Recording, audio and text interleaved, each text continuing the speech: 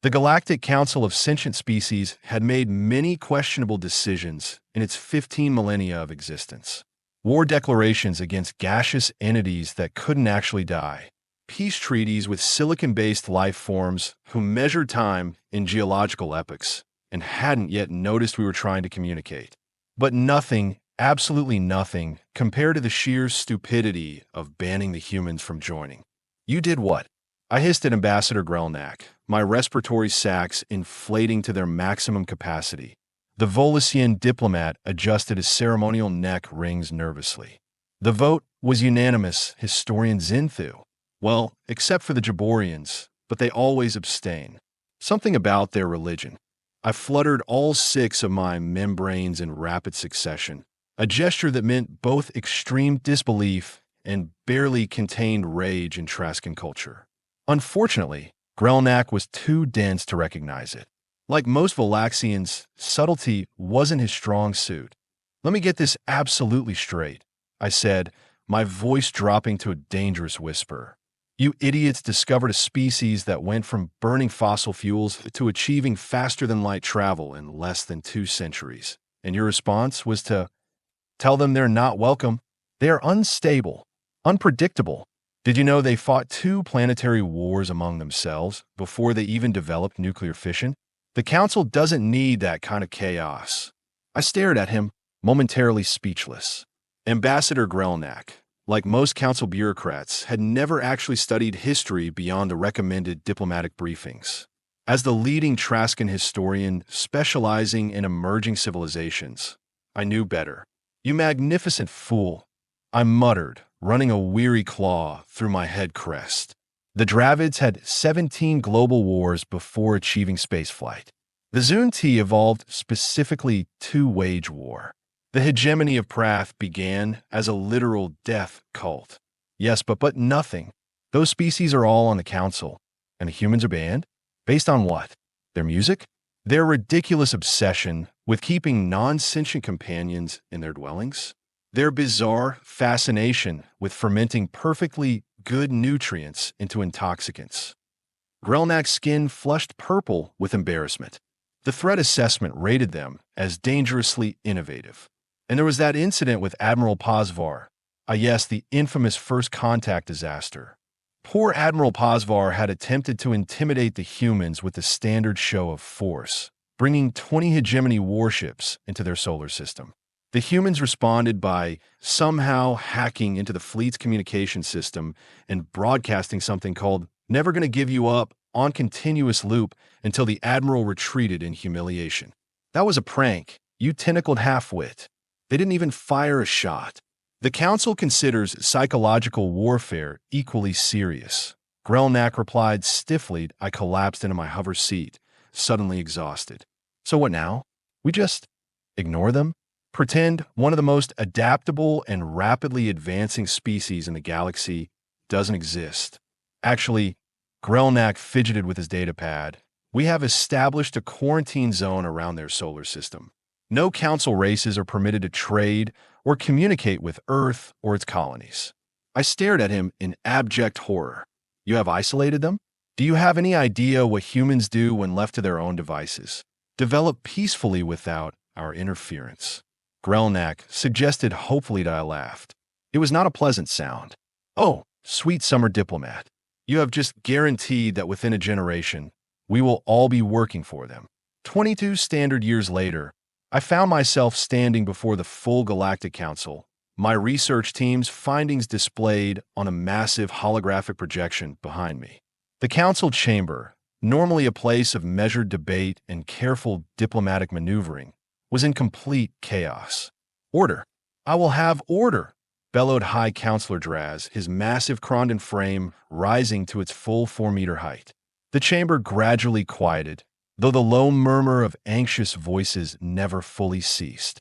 Historian Zinthu, Draz rumbled, fixing his 8 eyes on me with obvious displeasure. Your report cannot possibly be accurate. You claim the humans have expanded to over 200 star systems in just 2 decades. 217 as of my last update. High Counselor, I replied, trying not to sound smug and failing miserably. And that was 3 standard months ago. So the number is likely higher now. Impossible, shouted Ambassador Leth of the Nor Collective.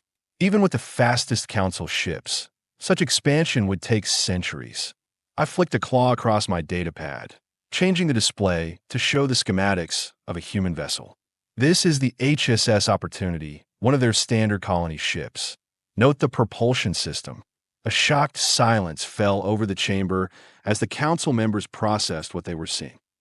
That's a Class 11 reality displacement drive, whispered Science Elder Vril, her delicate Floxian features contorted in disbelief. We have only theorized such technology. The power requirements alone would be satisfied by their matter-antimatter reactors. I finished for her. While we were busy debating whether to reconsider their application to the Council, the humans apparently decided to solve a few physics problems that our best minds have been working on for millennia. High Counselor Drez sank back into his ceremonial seat. How? How did they advance so quickly without access to Council technology? I couldn't help but laugh. You still don't understand humans, do you? The quarantine was the worst thing you could have done to them. Humans don't respond to isolation by withering away. They take it as a challenge. I switched the display again, showing various human innovations. When denied access to Council trade routes, they developed their own more efficient ones. When denied our communication network, they built a faster one using quantum entanglement principles that our scientists dismissed as too unstable. When denied our defensive treaties, they created weapons that make our most advanced battlecruisers look like children's toys. Are you suggesting they're preparing for war, historian? Asked Ambassador Grelnak, who had somehow managed to retain his position despite his catastrophic first contact decisions. No, you paranoid sea slug. I snapped, my professional demeanor finally cracking. I'm telling you they have moved on. They don't care about the Council anymore. While you have all been sitting here, congratulating yourselves on maintaining galactic stability, the humans have created something new. With a final tap on my datapad, I revealed the last image. A magnificent space station orbiting a neutron star, constructed in the shape of what the humans called an infinity symbol. The humans call it the Crossroads. It's the capital of what they are calling the Terran Commonwealth. 43 non-council species have already established embassies there, including several we didn't even know existed. They have created their own interstellar community, and by all accounts, it's thriving. This is outrageous, blustered Ambassador Torque of the Hegemony. They can't just start their own galactic government. Actually, I replied, now not even attempting to hide my satisfaction. There's no council law against it, since they were never admitted as members. I have checked. Thoroughly. High Counselor Draz's voice had lost its usual bombastic quality. What do they want from us? That's just it, I said, shutting down the holographic display. They don't want anything. They have invited me to serve as the Council's observer at the Crossroads, but they have made it quite clear that this isn't a request for recognition or an attempt at reconciliation. They simply thought we might be interested. The implication hung in the air like a bad smell. The mighty Galactic Council, the supposed pinnacle of civilization, reduced to an afterthought in human planning. I have accepted the position. I continued into the stunned silence. My research vessel leaves tomorrow. I will send regular reports, though I doubt any of you will enjoy reading them. The approach to the Crossroads was nothing short of spectacular. My research vessel, the modest Trascan Explorer Truth Seeker, felt like an antique toy next to the massive ships coming and going from the station. Vessels of designs I'd never encountered moved with impossible grace, some seemingly phasing in and out of normal space. Trascan Vessel Truth Seeker, this is Crossroads Control, came a cheerful voice over our comm system. The universal translator rendered it in perfect high Trascan, even maintaining the subtle honorific inflections. You are cleared for docking at Diplomatic Base 17. Ambassador Nakamura sends her compliments and will meet you upon arrival. My pilot, a young Trascan named Villet, looked at me nervously. Should we really dock? The Council only authorized observation from a distance. I snorted. The Council could digest their own waste products for all I care. We have come this far. Besides, when was the last time you had actual human food? I have heard it's quite an experience. Villet's membranes flickered with curiosity. Like most younger Traskans, he'd grown up on stories of the mysterious humans. Is it true they eat capsaicin compounds for pleasure? Not only that, I said as our ship glided toward the assigned bay, they hold competitions to see who can consume the most punishing amounts. They call it extreme eating or some such nonsense. The docking procedure was flawless, smoother than anything I'd experienced at council facilities. As the airlock cycled, I straightened my academic robes and prepared to meet our human host. Ambassador Nakamura was waiting when the doors slid open, flanked by two assistants of species I didn't recognize. She was shorter than I'd expected, with close-cropped gray hair and laugh lines around her eyes. Nothing like the fearsome warriors of council propaganda. Historian Zinthu, she said, stepping forward with a slight bow. Welcome to the Crossroads. Was your journey pleasant? Surprisingly so, I admitted. Your traffic control systems are remarkably efficient. She smiled. AI integrated with organic operators. We find the combination works better than either alone. She gestured to her companions. These are my assistants, Diplomatic Officer Rex of the Caridian Free Worlds and Protocol Specialist Javel from Proxima Centauri. The Caridian, a reptilian biped with iridescent scales, nodded respectfully. The Proximan, humanoid but with distinctly blue-tinted skin and extraordinarily large eyes, offered a traditional Trascan greeting gesture with perfect form. I studied your cultural protocols extensively, Javel explained, seeing my surprise. We want you to feel comfortable here. Most considerate, I replied, genuinely impressed. In my centuries of council service, I'd rarely encountered such thoughtful diplomatic preparation. Though I admit, I'm curious why humans would appoint non-humans to such prominent diplomatic positions.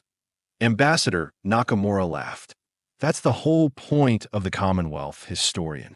We don't believe in species hierarchies here.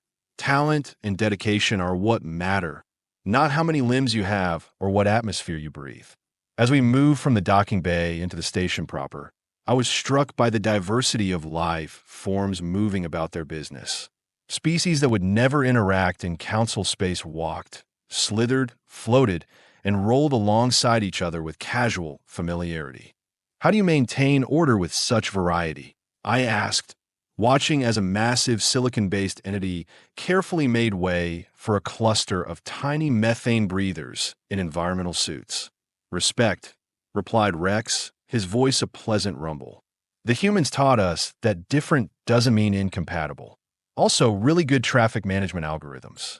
We entered what appeared to be a main thoroughfare, a vast open space with various levels and sections clearly designed for different environmental needs. In the center was a massive holographic representation of the Commonwealth's territory, glowing systems pulsing with activity data. 234 systems now, Ambassador Nakamura noted, following my gaze. We are opening about 3 new colonies a month. How is that even possible? I asked, my historian's curiosity overriding my diplomatic reserve. The resource requirements alone, automated systems, Javel explained. Once the humans perfected self-replicating machines that could build colony infrastructure with local materials, expansion became exponentially easier. But the council banned such technology ages ago. I protested. The risks of runaway replication are manageable with proper ethical AI constraints, Ambassador Nakamura finished. Something we developed out of necessity after being cut off from galactic society. There was no bitterness in her tone, just matter-of-fact acknowledgement. It was more unsettling than anger would have been. And speaking of being cut off, she continued, I believe this is yours. She handed me a small data crystal, standard council format, but with unfamiliar engravings. What is it? I asked, turning it over in my claws. A gift for the council. Complete technological specifications for our matter-antimatter reactors, reality displacement drives, and quantum communication network. She smiled at my obvious shock. Consider it a gesture of goodwill. But these are your most advanced technologies, I stammered. Why would you simply give them away? The human's expression turned philosophical. Because keeping them to ourselves would be petty, and humanity has grown beyond that. Besides, she added with a subtle shift to her smile that somehow conveyed both amusement and warning, these are already our previous generation technologies. The Commonwealth believes in open innovation. The implication couldn't have been clearer. What I was holding, technology that would revolutionize Council civilization, was already considered outdated by human standards. Thank you, I managed to say. The Council will be most interested. I'm sure they will, Ambassador Nakamura replied. Now, I believe we promised you a tour, followed by dinner?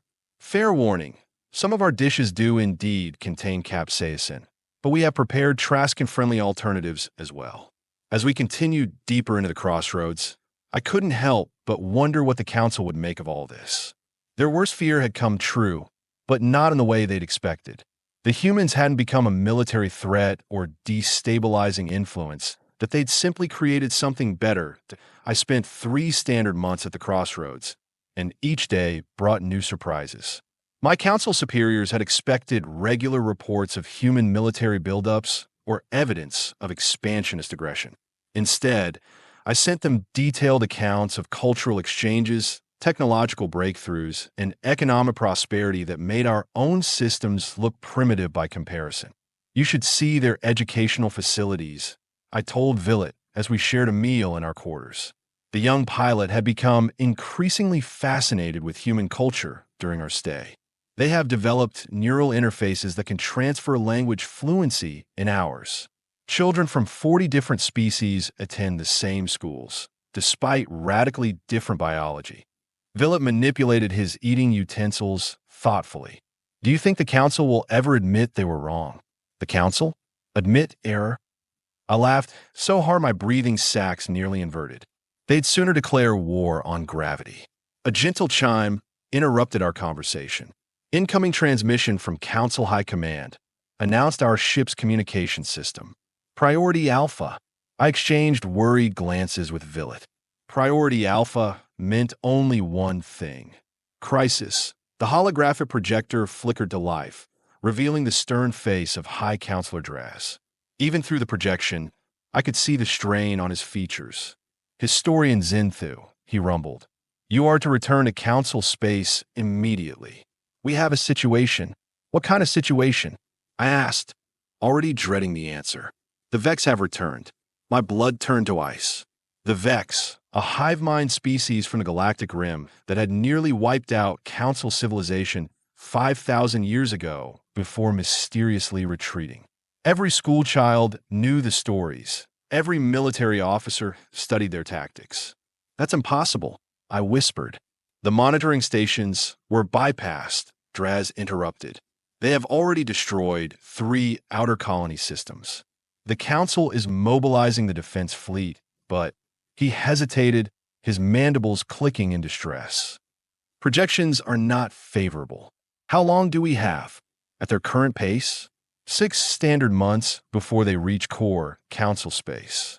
After disconnecting, I sat in stunned silence. The Vex were the nightmare that had united the Council species millennia ago. Their return had been theorized, feared, but never truly expected. What do we do? Villet asked, his youth suddenly apparent in his frightened voice. Before I could answer, another chime sounded. Incoming request from Ambassador Nakamura. The computer reported. The human's face appeared unusually serious. Historian Zinthu, I presume you have received the news. You know about the Vex? I asked, startled. We have been monitoring deep space for decades. Our long-range sensors detected their approach 2 years ago. We have been preparing. My mind reeled. 2 years? And you said nothing to the Council? Ambassador Nakamura's expression hardened slightly. The last time humans offered help to the Council, we were rather firmly rebuffed, if you recall. Fair point. So what happens now? That depends on you, historian. The Commonwealth War Council meets in 1 hour to finalize our response. As the highest-ranking Council representative present, you are invited to attend. I'm not a diplomat, I protested. I have no authority to speak for the Council. Perhaps not officially, the ambassador replied with a knowing look. But we are aware of your status as the High Counselor's confidant. Your voice carries weight. After she disconnected, Villet stared at me in astonishment. Is that true? Are you the High Counselor's confidant? I sighed. Draz was my student centuries ago, before he entered politics. We have maintained correspondence. I rose from my seat, suddenly feeling every one of my considerable years. It seems I will be attending a war council. The Commonwealth War Council met in a chamber unlike any I'd seen before. Rather than the pompous formality of council meetings, with their strict hierarchical seating and ceremonial trappings, this was a practical space. A circular room with a massive holographic display at its center, surrounded by comfortable seating adapted for various physiologies. I counted representatives from at least 30 species, some familiar, others completely unknown to council records. All conversed with a casual familiarity that spoke of long cooperation. Fleet Admiral Jackson, a tall human with dark skin and close-cropped white hair, called the meeting to order. Ladies, gentlemen, and beings of all designations, let's get started. Ambassador Nakamura has briefed you on our guest. Historian Zinthu represents the Galactic Council and will observe these proceedings. A Drellic representative, a species known to the Council only through ancient trading records, raised a tentacular appendage. With respect, Admiral, observation is insufficient. If we are committing Commonwealth forces to protect Council space, we should demand formal recognition and compensation. Murmurs of agreement rippled through the chamber. Admiral Jackson raised a hand for silence. The Commonwealth doesn't fight for recognition or payment. Administrative threats. We fight because it's the right thing to do. Noble sentiments rumbled a massive entity composed of what appeared to be animated stone. But the Admiral speaks only for humanity. My people remember Council persecution well. Why should we bleed for those who once sought our extinction? I felt all eyes turn toward me. This was historically accurate. The Council had indeed attempted to eradicate several silicon-based life forms before establishing communication protocols. You shouldn't, I said simply. The Council has committed countless atrocities in its history. I have spent my career documenting them. I paused, gathering my thoughts. But the Vex don't distinguish between organic and silicon life. They consume all. They destroyed the ancient lithids just as thoroughly as they decimated the Praxians. The stone being rumbled in acknowledgement of this truth. If I may, interrupted a new voice. A human woman had entered the chamber, her simple gray jumpsuit bearing no insignia of rank. Despite this, the entire room fell silent in evident respect. Let's be practical. Admiral Jackson nodded deferentially. Director Lee has the floor. Lee strode to the central display, manipulating it with quick gestures to show Vex fleet movements. The Vex have targeted Council space first because it presents the largest, most obvious civilization signature. Once they have consumed those resources, they will come for the Commonwealth next. Fighting them at the Council border gives us tactical advantages we'd lose if we waited. Her analysis was brutally efficient, devoid of moral considerations or political posturing.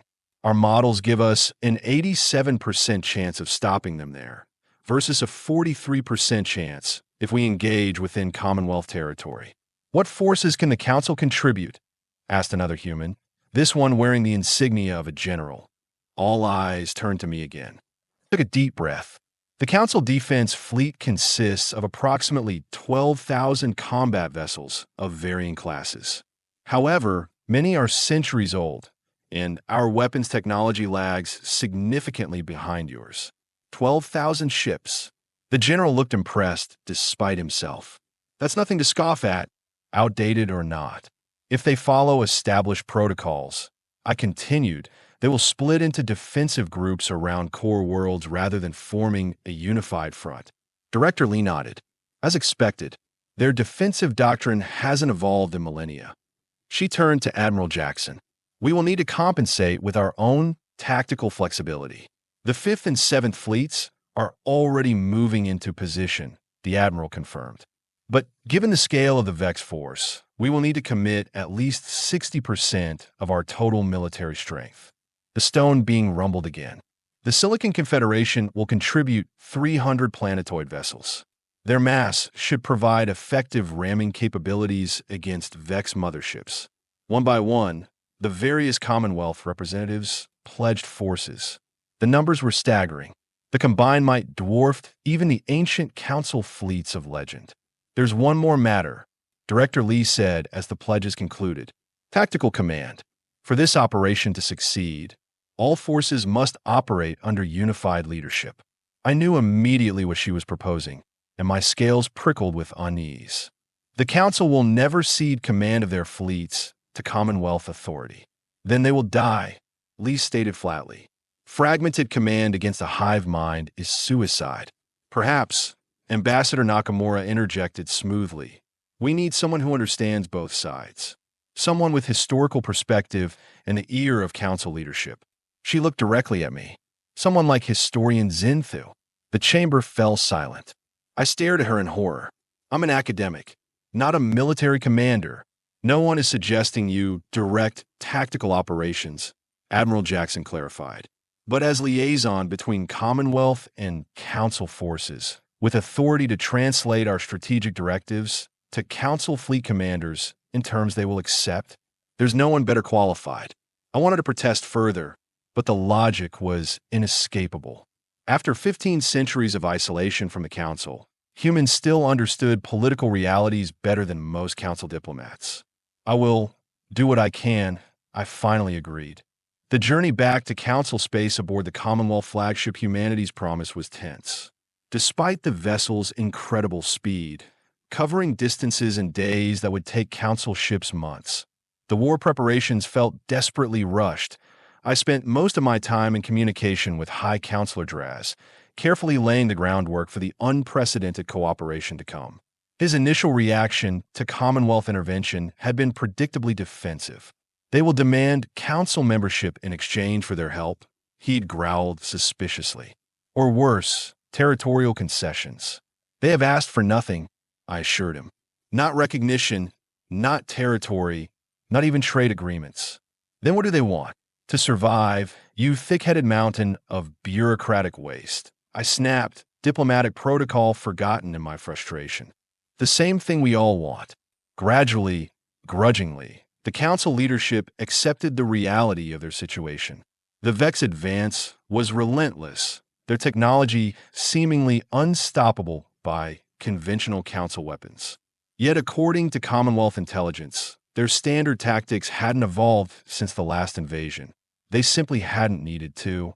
That's their weakness, explained Fleet Commander Ortiz during one of our strategy sessions. They have never faced significant evolutionary pressure. They improve through assimilation, not innovation. The human military mind was fascinatingly different from Council strategic thinking, where Council doctrine emphasized defensive positioning and resource protection. Commonwealth tactics were fluid, adaptive, occasionally even counterintuitive. You want to let them take Outpost Sigma 9? I asked incredulously during one planning session. It's a major communication hub. It's also perfect bait, Commander Ortiz replied. The Outpost quantum communication arrays are exactly what the Vex want to assimilate. While they're focused on that, we hit their supply lines here, and here.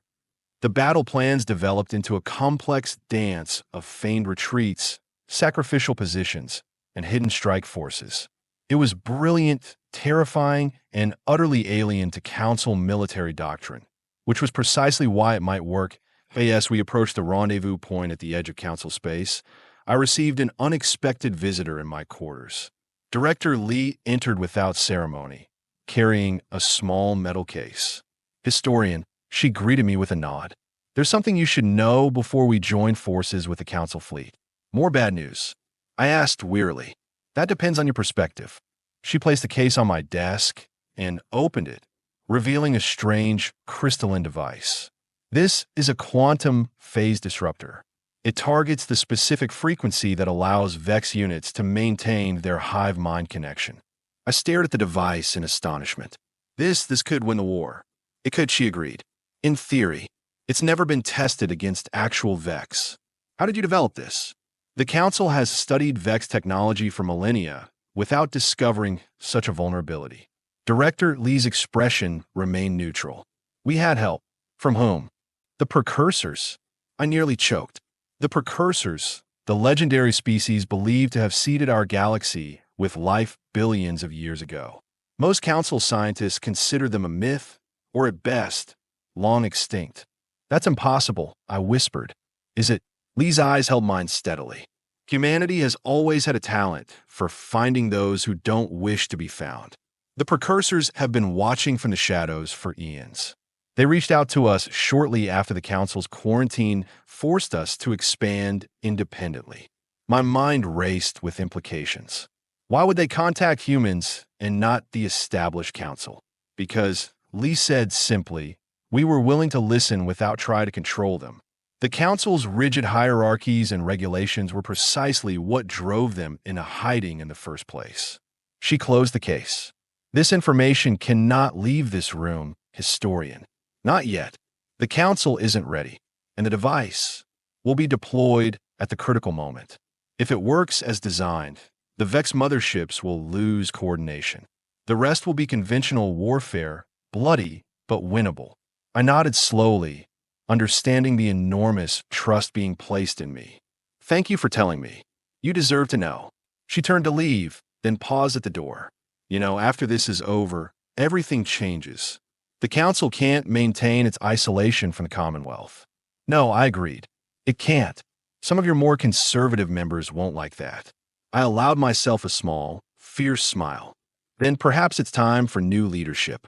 The battle against the Vex lasted 17 days. 17 days of horror, heroism, and history in the making.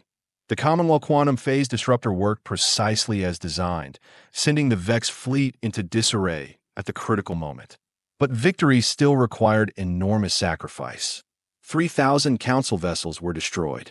The Commonwealth lost nearly 2,000 of their own, including the flagship of the Silicon Confederation, which deliberately collided with the largest Vex mothership when conventional weapons failed to penetrate its shields. That I witnessed it all from the command deck of Humanity's Promise, translating Commonwealth battle directives into terms Council commanders would accept and execute.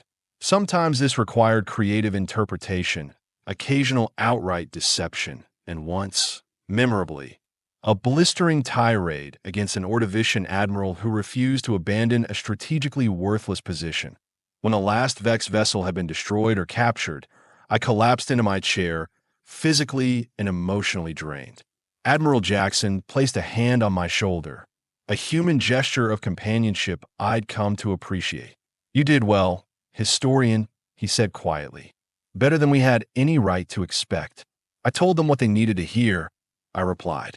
The Council has always responded to absolute certainty, even when that certainty is misplaced. And now, I looked out at the view screen, where Council and Commonwealth ships now floated side by side, many bearing battle scars but intact. Victorious. Now, everything changes. 1 year later, I stood in the newly constructed Grand Chamber on neutral space station Harmony, watching as High Counselor Draz and Commonwealth President Abayomi signed the historic Treaty of Mutual Recognition and Cooperation. The document stopped short of full political integration. Neither side was ready for that, but established free trade, cultural exchange, technological sharing, and mutual defense pacts that made clear these were equal powers coming together rather than one absorbing the other. Not quite what you predicted, is it? Ambassador Nakamura asked, appearing beside me as the formal ceremony concluded and the gathered dignitaries broke into conversation groups. We're not all working for humans after all. I chuckled. Perhaps I was being a bit dramatic back then. Though technically you do now employ over 7,000 council citizens in Commonwealth territories, and we have nearly 10,000 humans working throughout council space, she countered with a smile. Cultural exchange goes both ways. Indeed, I gestured to a group of young diplomats, a mix of council and Commonwealth species, engaged in animated discussion. Look at them. No concept of the barriers that once existed between our civilizations. Progress, Nakamura agreed, though not everyone is pleased with these developments. She nodded toward a clutch of older council representatives. their body language clearly conveying disapproval as they watched the intermingling of species their traditions had long kept separate. Change is never easy, I acknowledged, but it is inevitable. Speaking of change, Ambassador Nakamura said with a sly glance, I hear congratulations are in order. The council electorate meets next month to choose a new high counselor. News traveled fast. My nomination is hardly a guarantee of selection. Our intelligence suggests otherwise. She replied with that uniquely human expression I'd come to recognize as a smirk. Something about being the hero who saved council civilization seems to poll well with voters. I fluttered my membranes in embarrassment. If elected, I will have many reforms to implement. I'm counting on it. High Counselor Zinthu. She raised her glass in human toast. To the future, one we will shape together. As we clinked glasses in the human custom, I reflected on the strange path that had led us here. The Council's greatest mistake, rejecting humanity, had ultimately been its salvation.